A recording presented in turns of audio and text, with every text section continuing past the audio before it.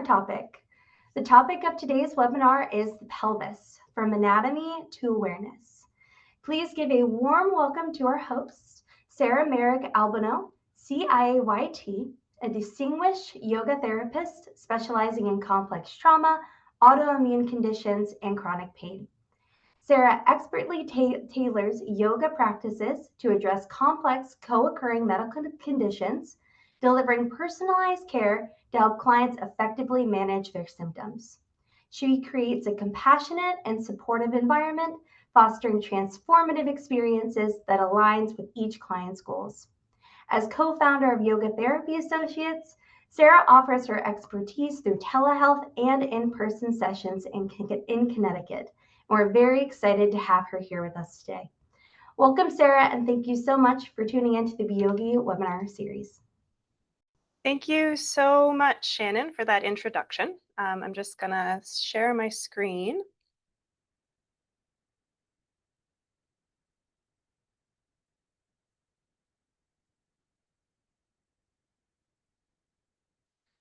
Okay, so hello, everybody. Welcome and happy Yoga Month. I'm very excited to be here with all of you.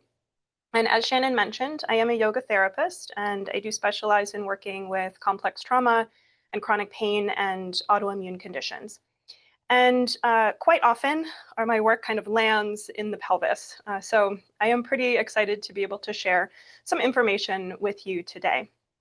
We're going to be talking about the pelvis both from the anatomical perspective, so looking at physical anatomy and a little bit of energetic anatomy. And we're going to have plenty of time for practice so that we can start to experience some of this stuff for ourselves. So what makes the pelvis so special? Why are we thinking about the pelvis?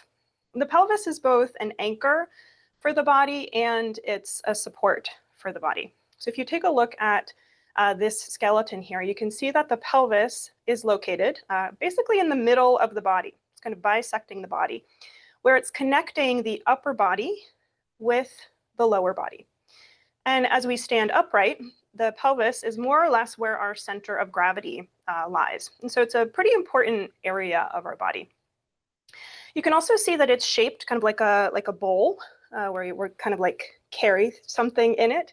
And the pelvis is shaped like this, so that it's carrying essentially our abdominal cavity.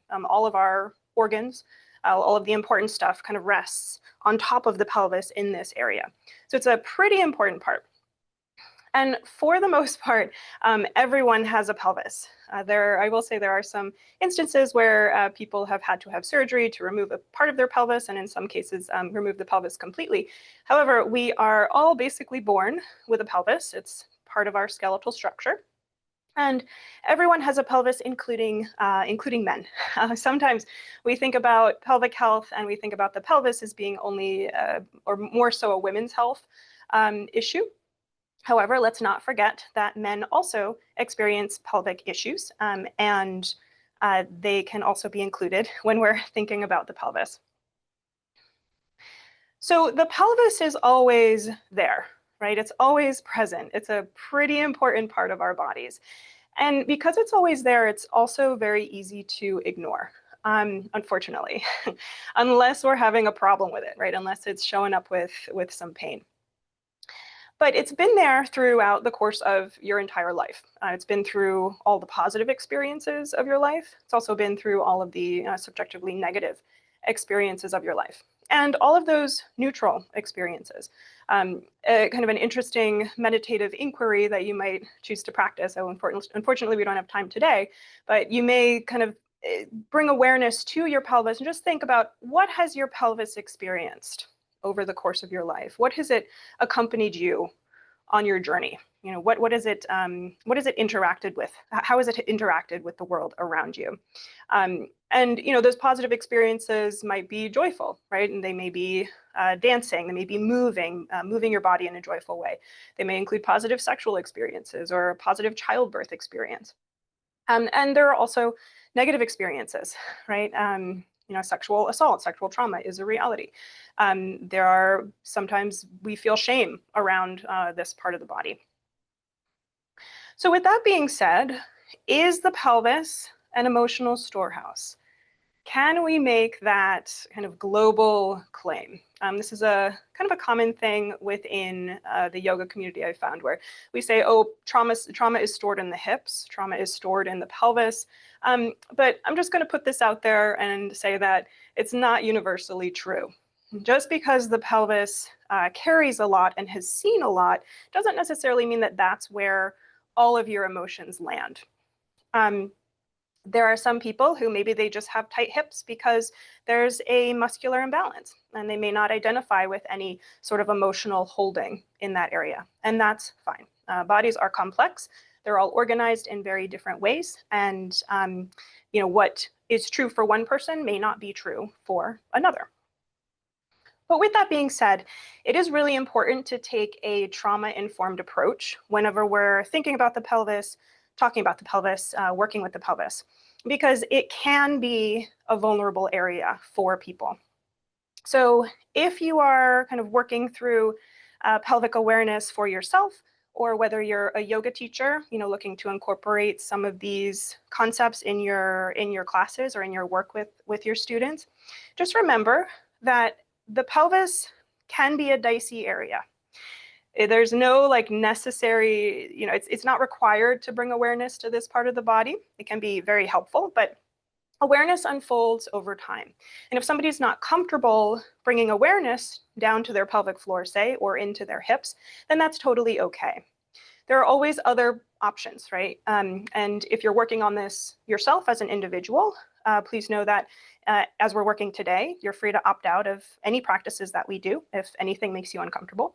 And an alternative to bringing awareness to your hips is to bring your awareness down to your legs or down to your feet.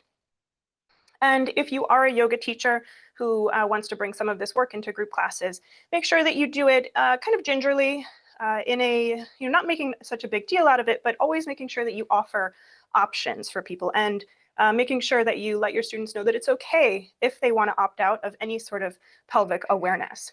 I would also advise against, if you teach like a general group yoga class, I would advise against, just suddenly showing up and, doing a pelvic floor focused class. Because if somebody signed up for your general class not expecting that, and maybe there's a history of sexual assault and they're really not comfortable bringing awareness down to their hips or to their pelvis, then they're probably going to be uncomfortable and they may feel like they don't have any alternative. I also want to mention the importance of the pelvis to posture, and we will explore a little bit of this in our practice. But as you can see from this image, there are five humans here, and this little red line is basically showing the tilt of the pelvis. And then this vertical line going up and down is showing it's a guideline for showing where the upper body is in space versus the lower body in space. So the position of the pelvis, whether it's tilted or not, affects posture, and vice versa. Posture also affects the tilt of the pelvis. So remember, I said at the beginning in this slide with this, looking at this picture, right? The pelvis is right in the center. It's forming this bridge between the upper body and the lower body. So as we adjust the pelvis, we're affecting the upper body and we're affecting the lower body. And then vice versa. The structure of the upper body will affect the relative tilt of the pelvis as well. Now, there are some common pelvic issues out there. This workshop itself is not focused on the therapeutic application. There's so much that we could go into, and I just wanted to give a fairly broad, sweep of the pelvis and helping to bring awareness there. But some issues that people may have, including yourself perhaps, musculoskeletal pain. So this may just kind of show up as hip pain. My hips hurt, or my hip hurts. But remember that postural link. This pain can also radiate upwards to the back. It can radiate all the way upwards to the upper back, all the way up to the neck. And likewise, it can radiate downwards towards the leg, downwards into the knee, into the foot, right? So something that starts in the pelvis can go upwards and downwards. Then if we think about the pelvic floor, there are several issues associated with hypertonic pelvic floor, which hypertonic means that it is too tight. The pelvic floor muscles are too tight. And then hypotonic, meaning that the pelvic floor muscles are weak. And you can have hypertonic and hypotonic at the same time. So one side of the pelvic floor can be too tight, and the other side can be too weak. And you know, this might show up as anything involving elimination, incontinence or bladder issues, may show up as prolapse, constipation, and any sort of pelvic pain. And just a reminder that men also can suffer from pelvic pain and any of these issues.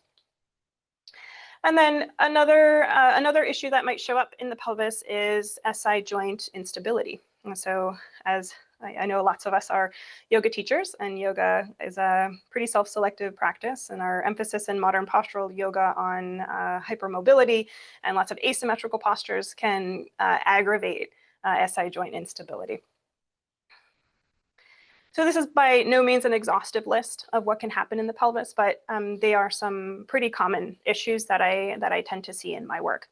And another thing that I tend to see is that no matter what's going on, the role of muscle tension and like chronic holding patterns or chronic muscle weakness or chronic tightness, all of those impact how symptoms show up.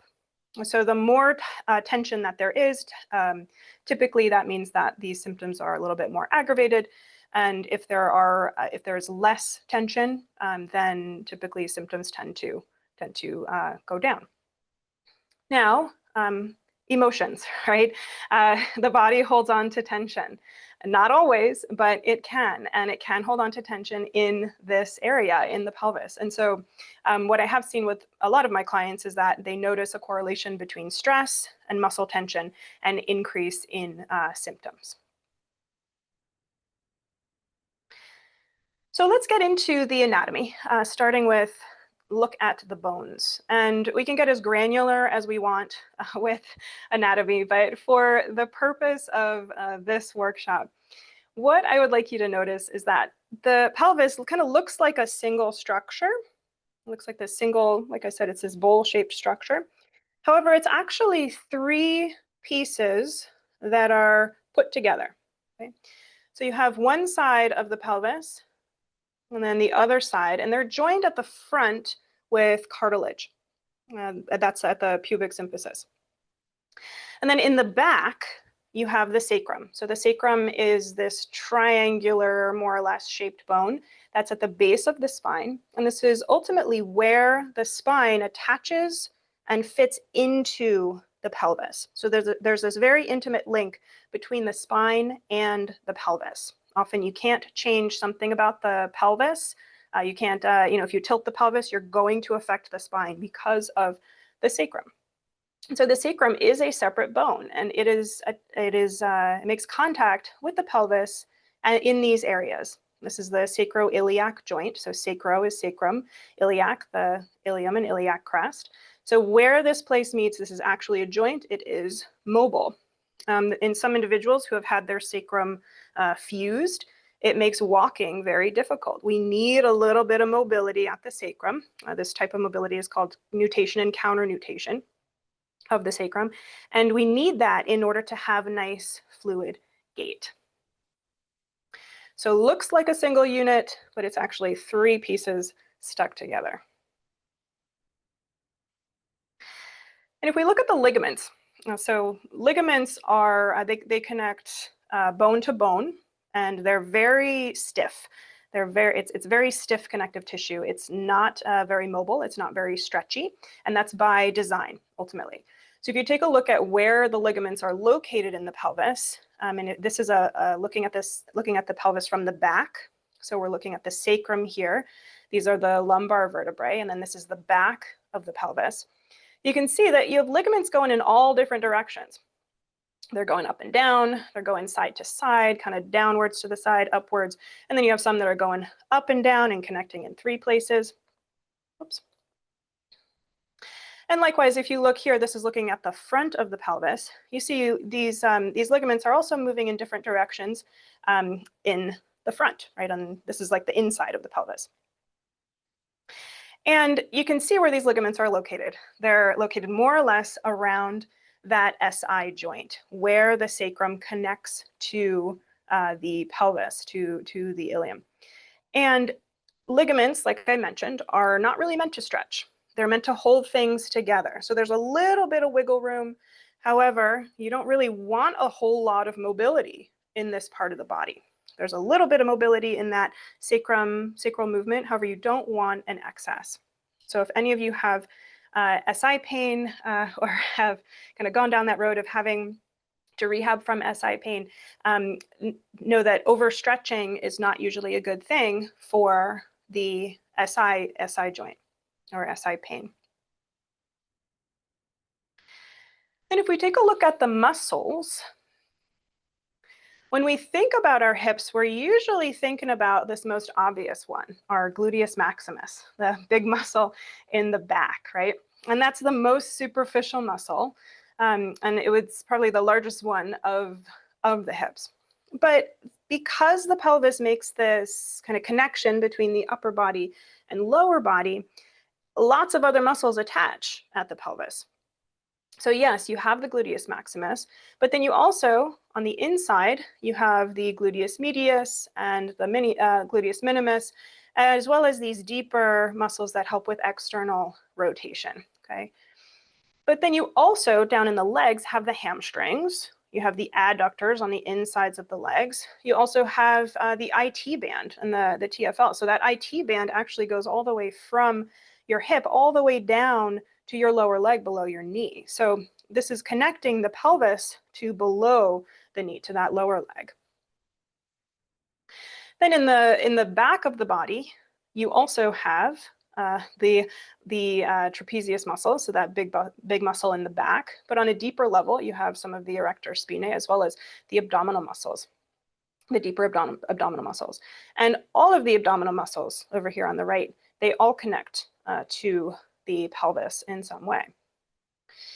And then this image is showing deeper still in the front.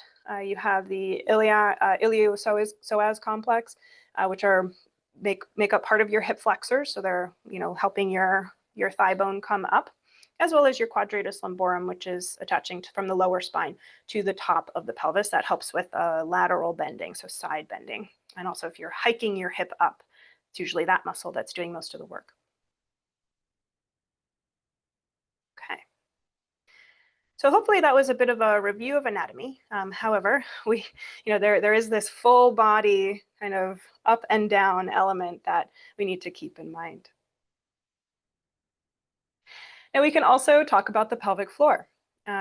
So the pelvic floor is at the base of the pelvis. So if you were to lay on your back and if you were to kind of look at yourself from your feet, from the direction of your feet, you would be looking at your pelvic floor. And the pelvic floor is a layer of it's muscles, but it's 3 layers of different muscles. And you can see, just like the ligaments at the sacral area, these muscles move in different directions. You have some that are going up and down. You have some that are going sideways. Those are the deeper ones. So these ones are the most superficial, and then deeper still, there are 2 layers behind that. And you can also see how they connect to the pelvis. Not only, when we think of doing Kegels, right, we're thinking of kind of lifting upwards. However, it's this whole hammock complex that connects from the top of the pelvis or front of the pelvis all the way down to the sacrum. So this is the sacral bone here, all the way down to the back of the pelvis, as well as to the sides, to each side of the pelvis. So it's this whole complex. And the role of this pelvic floor, the reason why there are 3 layers of muscles, I guess I should say one reason, is because that's really doing most of the work of holding your organs up, right? And there's a lot of important organs held in the pelvis. It's a lot of organs for reproduction and elimination, which are both very important as biological creatures. We need to be able to reproduce, and we need to be able to eliminate waste. So this is a pretty important area. There are 3 layers of muscles. Now, the pelvic floor is very important for respiration, for breathing. And we often think about breathing as being a function of the diaphragm. which it is. The diaphragm is the prime mover. However, in functional, healthy respiration, we have this balance, this interaction between the diaphragm and the pelvic floor muscles. So as we inhale, our diaphragm descends, it moves downwards. It kind of pushes all of the organs, right? Pushes them out towards the front. So you may notice your abdomen expanding, but it also is pushing them down. So the pelvic floor has to relax in order to be able to move slightly downwards. So diaphragm descends as we inhale, pelvic floor descends as we inhale. And then on the other side, as we exhale, that diaphragm ascends, lifts upwards, and to counteract that, the pelvic floor contracts and ascends.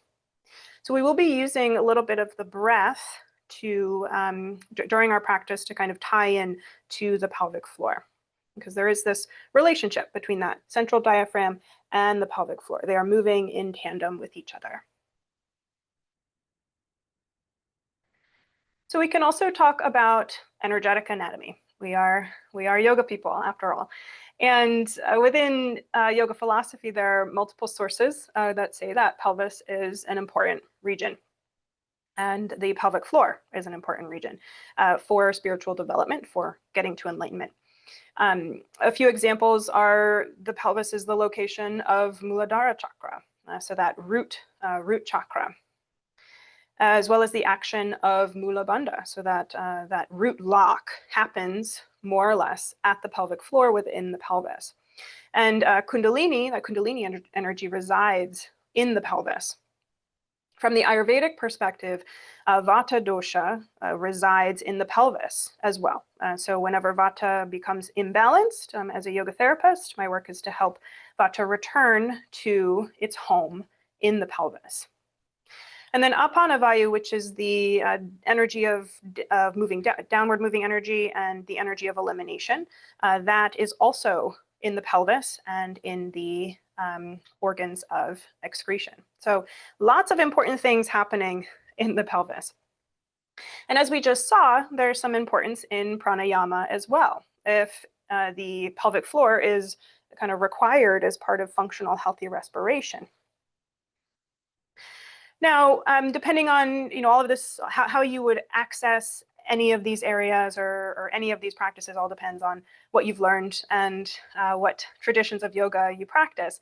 But what I take this to mean at a more fundamental level is that awareness is so important. Awareness of this part of the body is important. It's an important step on spiritual evolution.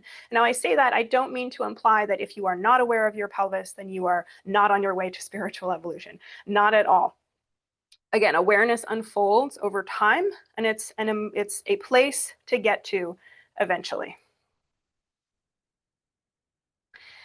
If you're interested in learning more about the pelvis and the pelvic floor in particular, and if you haven't looked at Leslie Howard's book, Pelvic Liberation, then I recommend that you do. She has a lot of resources. She does a lot of work in this area. She's kind of a pioneer of using yoga in for pelvic issues.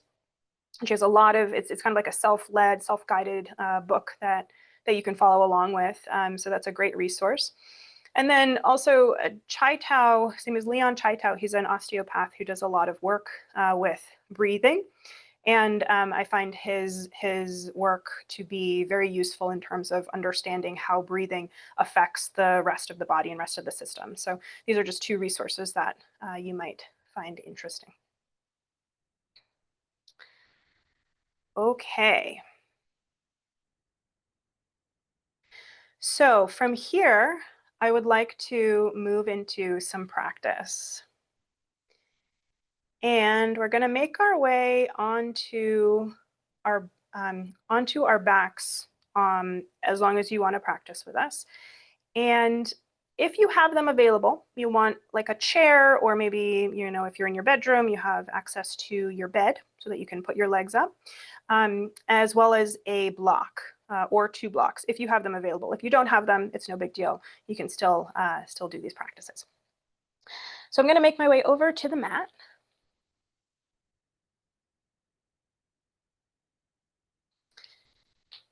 And we're going to move through A bit of practice. We're going to start with some breath awareness and some pelvic awareness. And then we're going to practice what's called pelvic breathing, where we're going to try to access the pelvic floor as we breathe so that we can get that movement of the diaphragm and the pelvic floor moving in tandem with each other. And then we're going to work on some physical postures to explore some of the motion of the hips and its relation to the rest of the body. So if you'd like to participate, if you'd like to follow along, you can make your way onto your back. And I do recommend, again, if you have it available, to put your legs up so that your lower legs are totally supported, so that your body is more or less at a right angle. And if you don't have any props like this available, you can always lay on your back with your knees bent and your feet on the floor. Or you can place a big bolster underneath your knees and take a supported shavasana, supported rest. So as you get comfortable, you can make any adjustments that you need to through your body. And starting to let yourself settle in and settling into the space around you.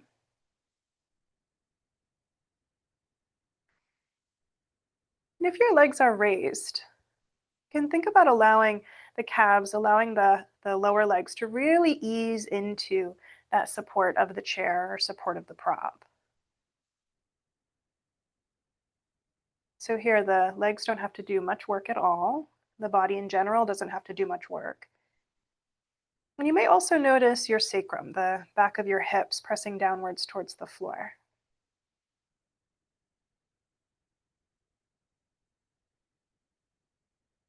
And I invite you to bring your attention to your breath. Not needing to change anything just yet. Sometimes we have this urge to correct. No need to correct, simply noticing the breath, noticing the inhale and the exhale.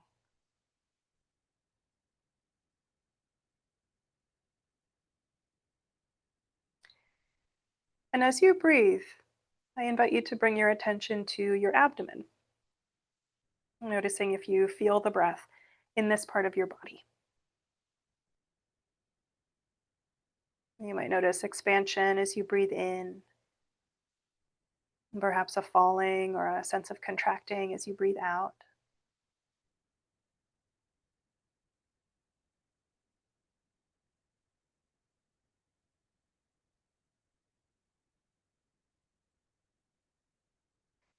And then I invite you to move your awareness to your lower back. And noticing if you sense the breath in this part of the body.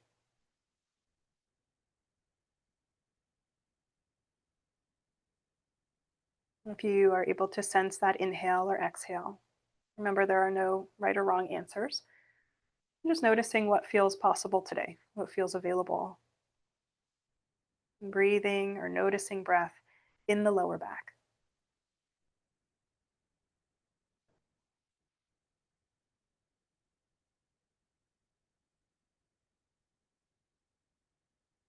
And then returning awareness to your abdomen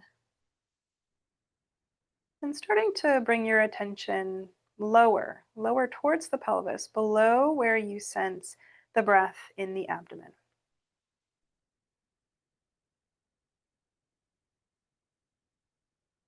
And seeing here if you can notice your whole pelvis. Noticing the back of the pelvis, the sacrum, the left hip, and the right hip, and the top or front of the pelvis. And as you continue to breathe your natural breath, maybe noticing if you can sense the breath in the pelvis.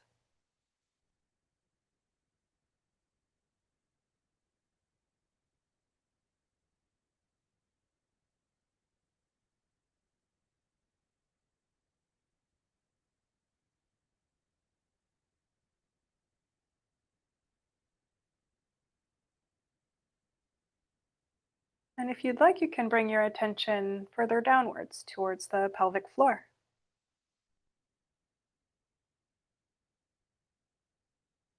and that bottom opening of the pelvis.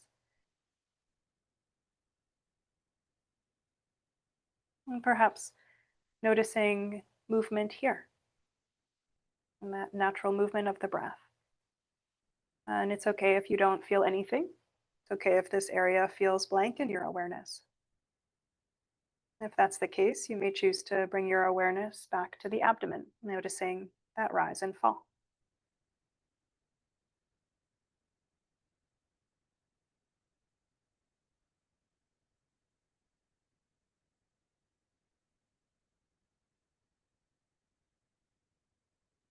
And from here, we'll start to exaggerate the exhale. So now we'll start to move into a practice for engaging the pelvic floor, contracting the pelvic floor as we breathe out.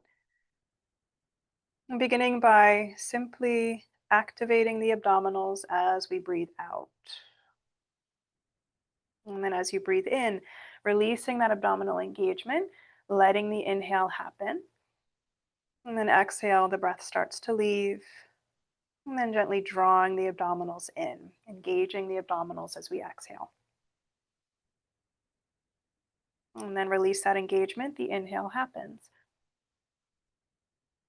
And starting here with this diaphragmatic breath, moving at your own pace.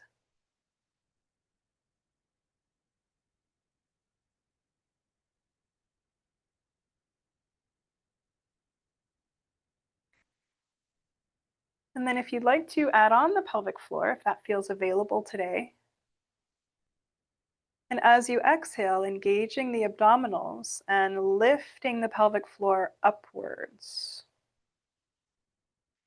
Then releasing all of that engagement as you inhale. The inhale expands. And then exhale, releasing the breath and then engaging the abdominals, lifting the pelvic floor upwards. And inhale, release. We'll practice here for a few rounds.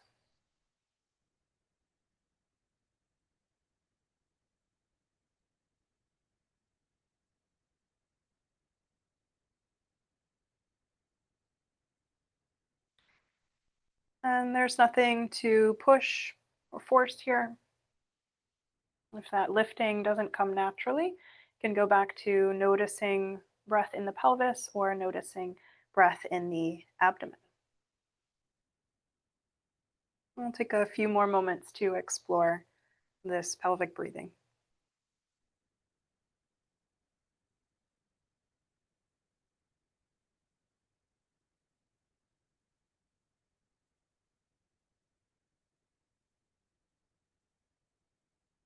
And then after your next exhale, you can let go of all of that control. Just let the breath be natural once again. If you'd like, you can take a clearing breath, inhaling through the nose, exhaling to sigh it out.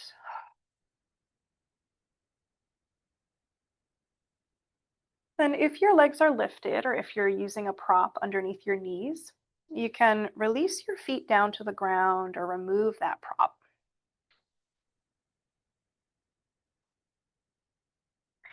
So bringing the feet down to the ground with the knees bent.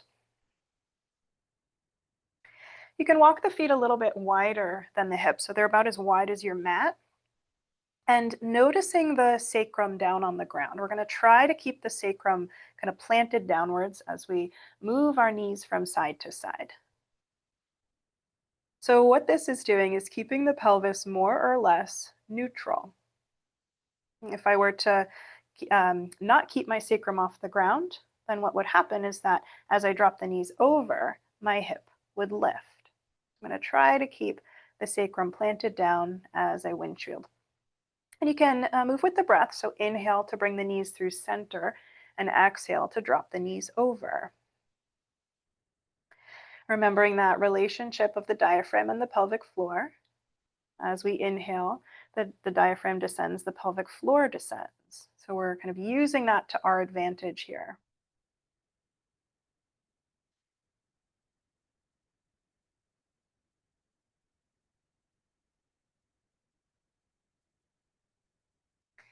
And so now, if you'd like, after practicing with the sacrum on the ground, if you'd like, you can start to lift the sacrum as you drop the knees over. So that opposite hip will lift. Here I'm dropping my knees to the left, my right hip is popping up. Everyone's going to be a little different based on geometry of your hip joint. Some people may be able to keep their sacrum down and drop their knees all the way over. But staying with the breath, inhaling to bring the knees through center, exhaling to drop the knees over. And noticing what you're feeling in your hips. Noticing if you feel this movement down in the legs at all, upwards in the torso. Just investigating this connection of movement in the pelvis to the rest of the body.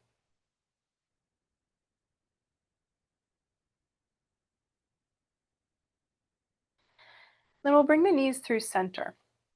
You can walk the feet in a little closer towards each other. So now they're about as wide as your hips.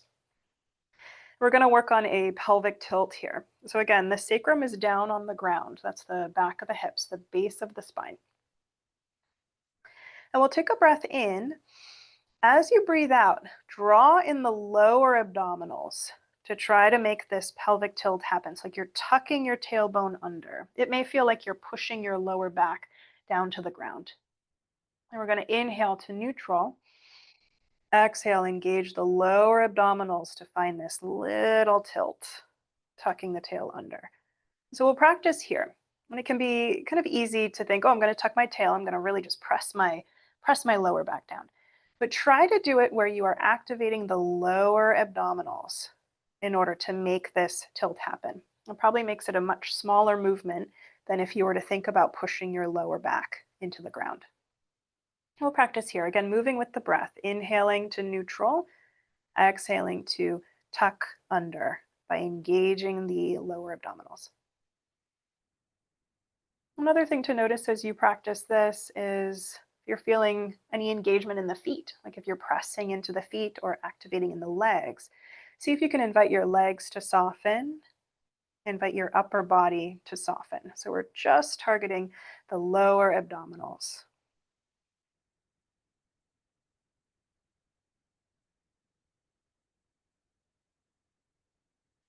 We'll take one or two more.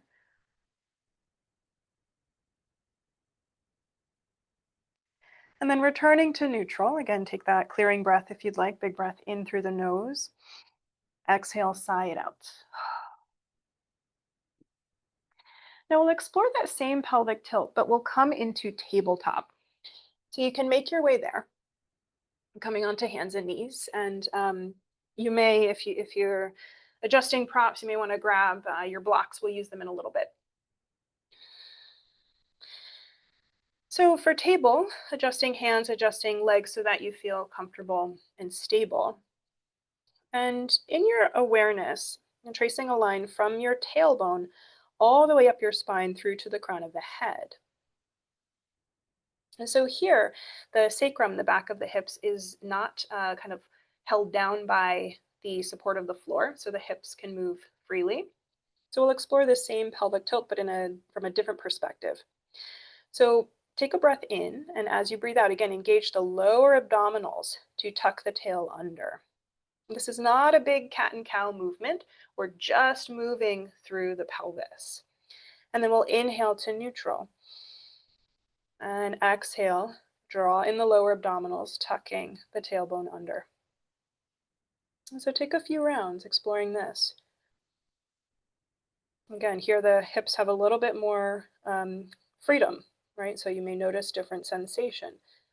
And this may land a little bit differently. I know for me, this is a little bit easier than when I'm lying on my back. And here it may also be easier to notice the pelvic floor as you inhale. Remember, as we inhale, the pelvic floor relaxes, it moves downwards. And so you may notice almost a feeling of expansion in the pelvic floor as you inhale, returning to neutral. We'll take one or two more here.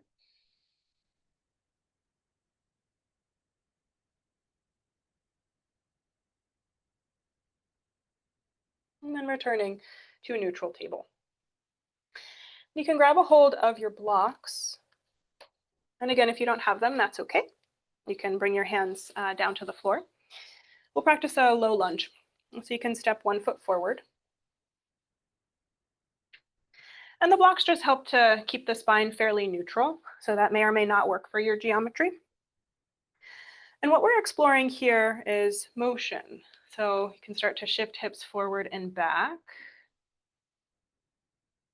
You can also kind of circle out through the hips. So you're making this almost like a C shape with the hips, circling this way, and then making a half circle in the opposite direction. And notice what your tendency is here. Do you tend to dive into that place where you feel the most sensation, the most sense of stretch? If that's you, I invite you to back out a little bit. Go to that place where you first feel sensation. So this is not about deep stretching of that hip flexor of the leg that's back. This is about exploring mobility, motion in that hip that's in front. And as you practice, noticing the breath. How is the breath flowing? Where do you notice the breath as you move here?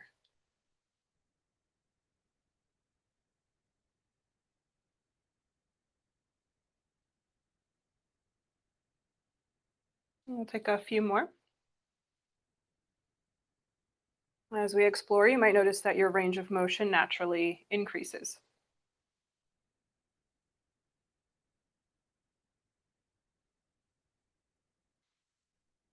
And when you're ready for the other side, feel free to switch, stepping that knee back and then stepping opposite foot forward. So asymmetry is very common in the body.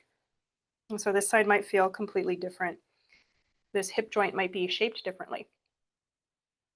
And so starting small, starting with minimal sensation, minimal range of motion, and then starting to explore side to side, these half circles, noticing what you're feeling on this side, noticing how you breathe on this side, where you feel the breath.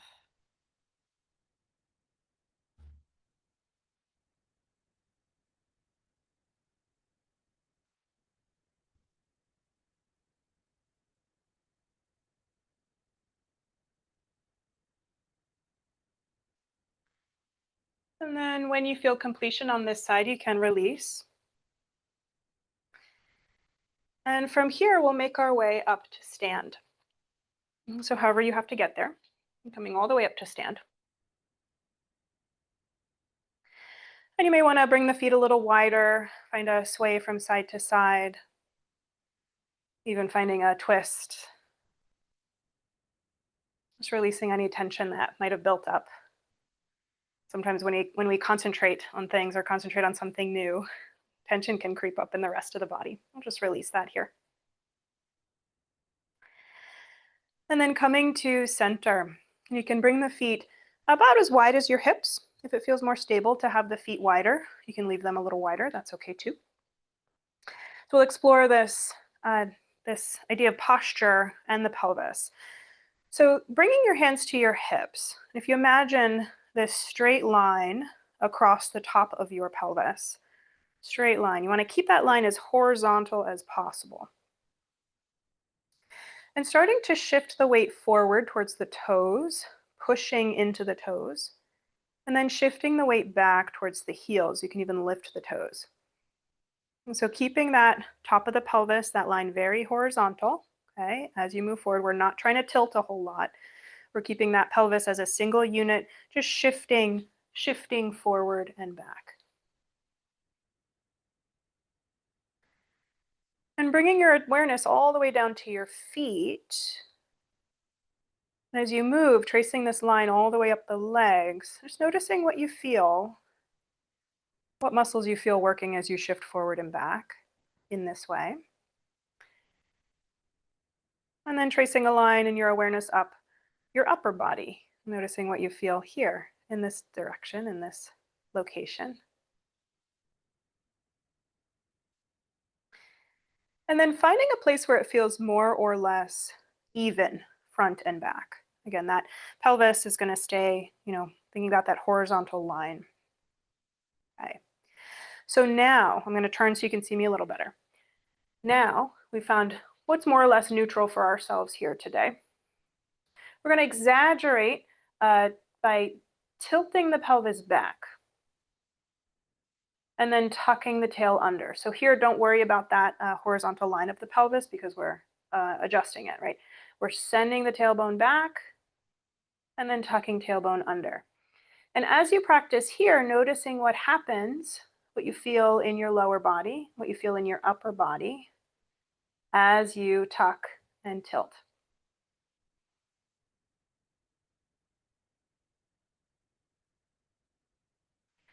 And then if you were to send your tailbone back and hold there, as long as it's comfortable for your body, and release the arms down. So if you were to stand here, if this was to be your posture, and noticing how you feel yourself oriented in space. So here I notice my upper body is pitched forward, my shoulders are pitched a little forward, my arms are forward. I feel like the muscles in my legs are doing a lot of work to hold me here. And then coming back to neutral and now tucking the tail under. Just seeing what happens. If you were to stand here, if this was your posture, what do you notice in your body? How does it feel? So the orientation of the pelvis affects our posture both above the pelvis and below the pelvis.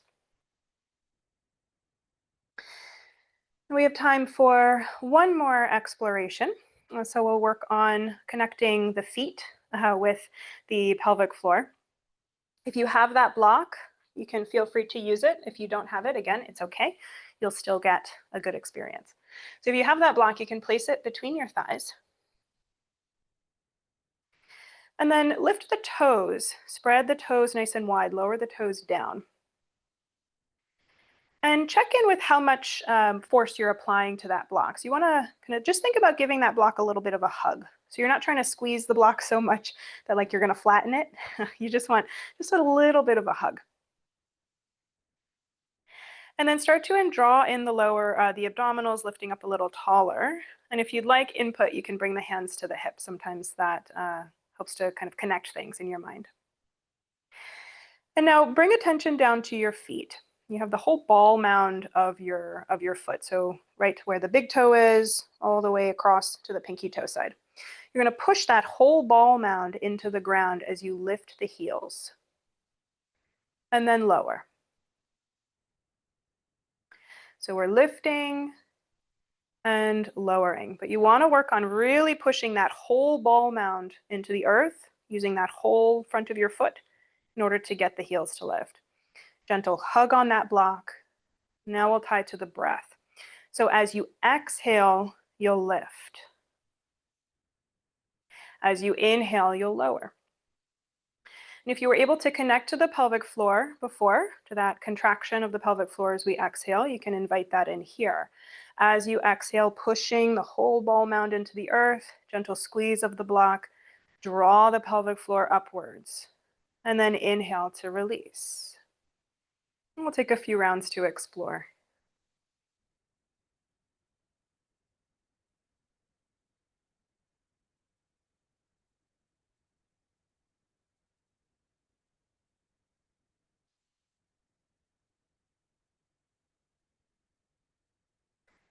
And maybe one or two more, wherever you are.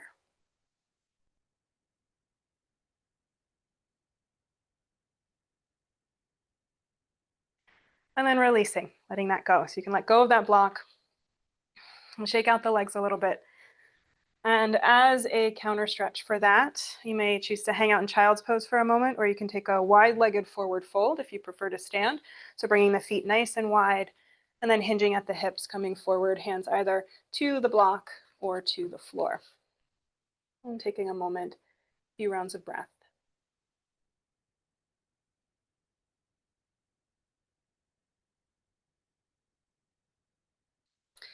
And when you feel completion, you can return to neutral. And I'll make my way back over to the camera.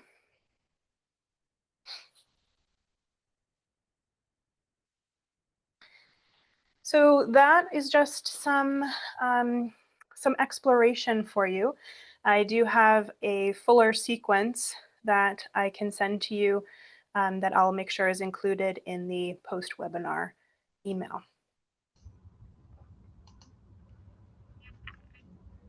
Awesome. Hello. Thank you so much, Sarah. That was excellent. Hope everyone enjoyed that session. I would love to move into the Q&A portion of our session today. Looks like we do have a couple of questions. The first one is from Bev. How do I know if my hip pain is from an unstable pelvis or from arthritis? That's a great question. So arthritis is inflammatory, right? And so there can be inflammatory compounds there. My best suggestion is to get assessed by a qualified PT, or even a qualified yoga therapist can kind of help you figure out if it's coming more from arthritis or from muscular imbalances. Awesome. We did get a question, how to retrieve CE credit. So we will be including the instructions in the post-webinar follow-up email, but the best way to receive your YA credit is by reaching out to Sarah directly via email, and we will be providing her email in the follow-up, and I will drop it in the chat as well. But providing her with your details, letting her know that you attended the webinar, she will provide that credit to you by contacting her directly. Another question was, I'm trying to find the question I got lost. So from Terry, will the slides be part of the final email? We are able to include the slides. Sarah, would you like to include the slides in the Yeah, sure. That'd be great if that'd be useful for people. Yeah. Perfect. A question from Renee. What do chiropractors do to fix hip/pain? When I see my chiro, it seems to help a lot. But what is he actually doing? LOL. So full disclaimer, I'm not a chiropractor, but I will say that chiropractors typically do spinal adjustments. And so what they may be doing is kind of moving stuff around in order to put the bones back into alignment. So remember when I talked about the pelvis as being really composed of 3 pieces that are kind of slightly movable. If there's any slight, imbalance, it can cause irritation at any of those SI joints. And so physically adjusting the skeleton can, for some people, help to relieve pain as well. Awesome. Question from Bev. When doing standing pelvic tilts, as you move from front to back pelvic tilts, are they fluid or static?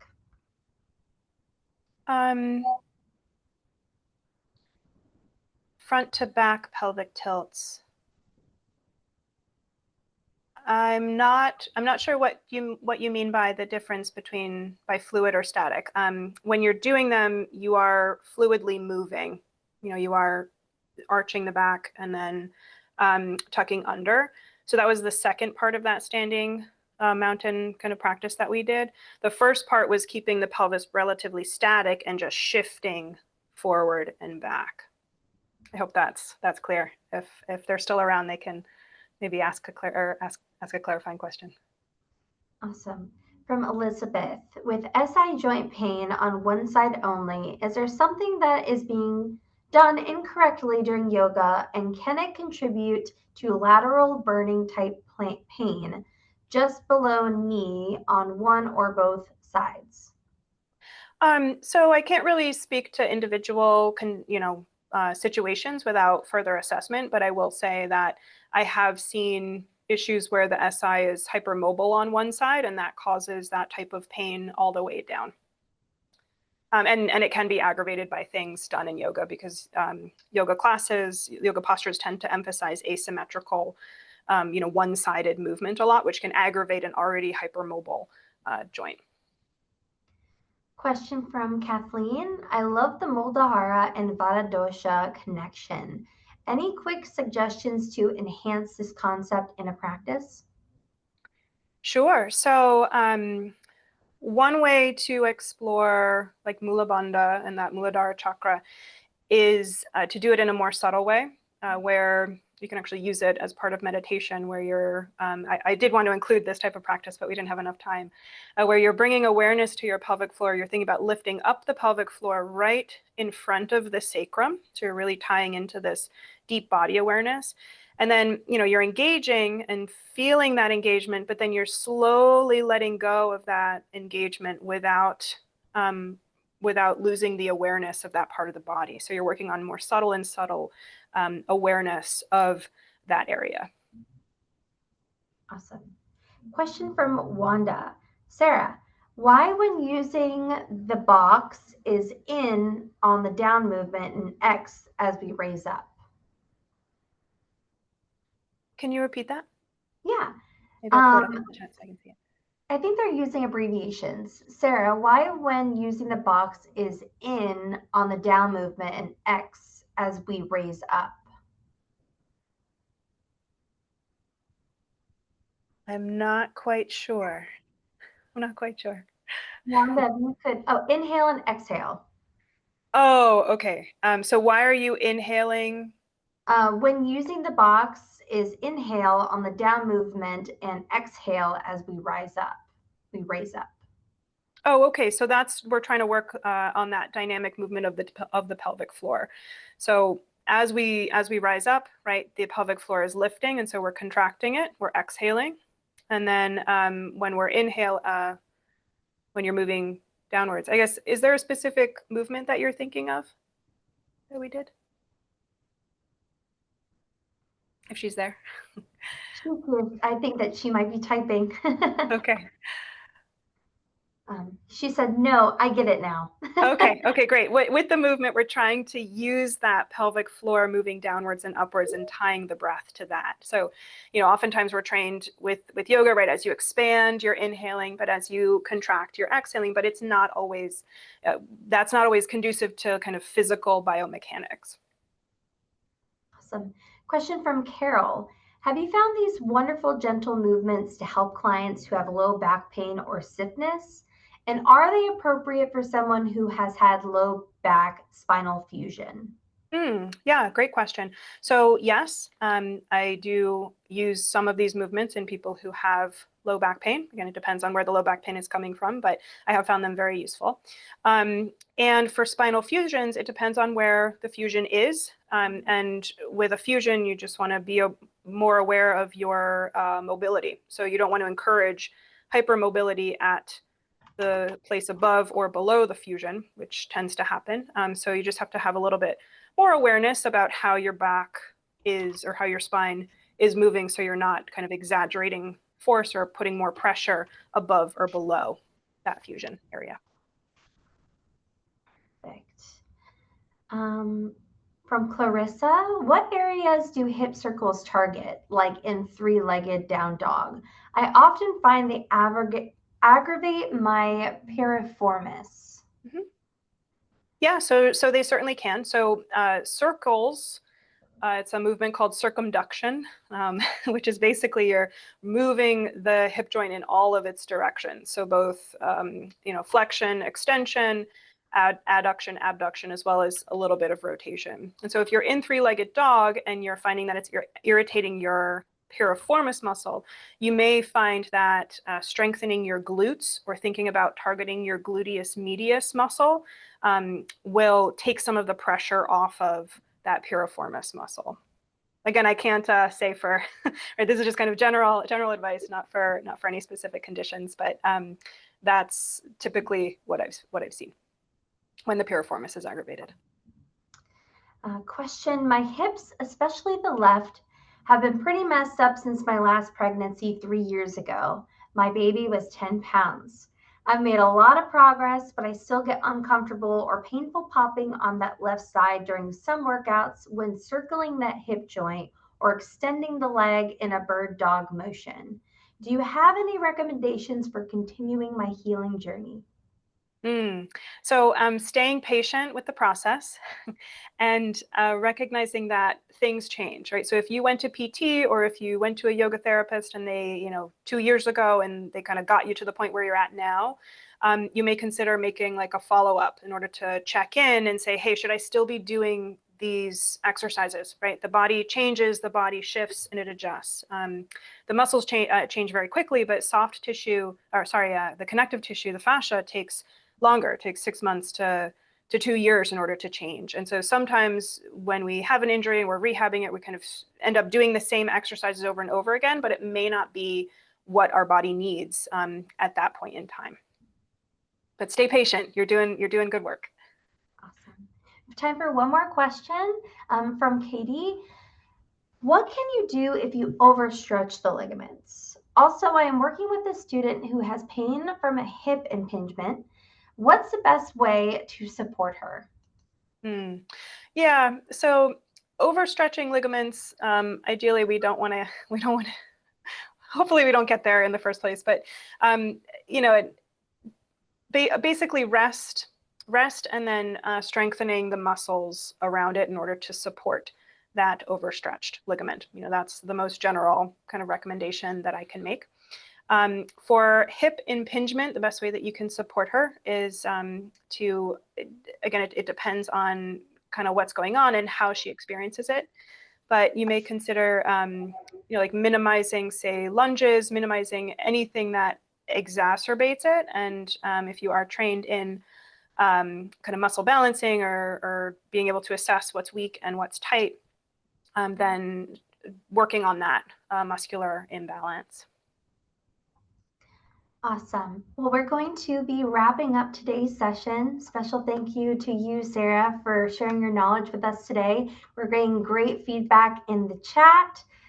One comment that I'd like to say from Kathleen, thank you so much. Great presentation, and will be very helpful in the work I do in trauma-informed yoga classes I give to victims of sexual assault and domestic violence, along with a lot of great feedback and thank you. So thank you so much, Sara, for your time today.